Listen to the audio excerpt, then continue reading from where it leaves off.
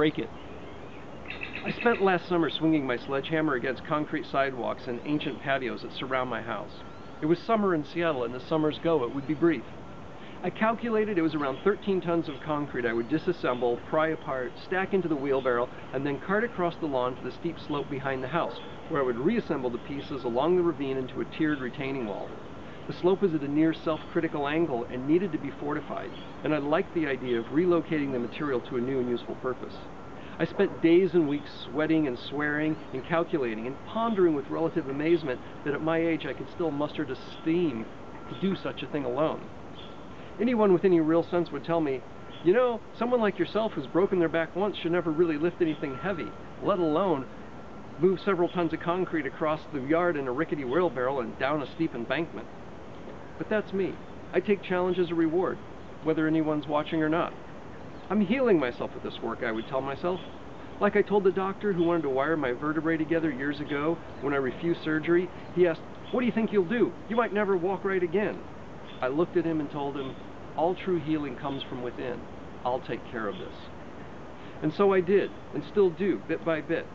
And it's somewhat in this state of a constant reminder that I continue to take on new challenges. So what was moving a backyard full of concrete going to hurt? And I wanted that retaining wall, not only for the improved landscape, but I knew I'd be spending time there with my raccoons, and I look forward to seeing their appreciation for the upgrade of their turf as well. So I dug, and I broke, and I shoveled, and I sweated all summer.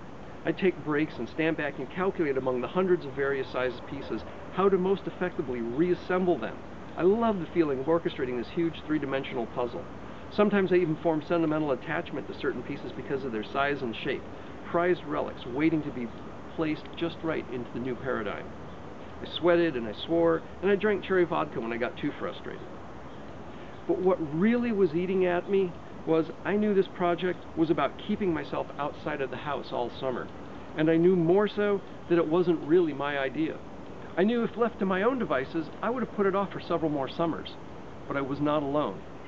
This was Leilah's dream, not the wall, not the landscape per se. She just hated the concrete patio and wanted it gone. So we compromised, and I repurposed her annoyance into my satisfaction.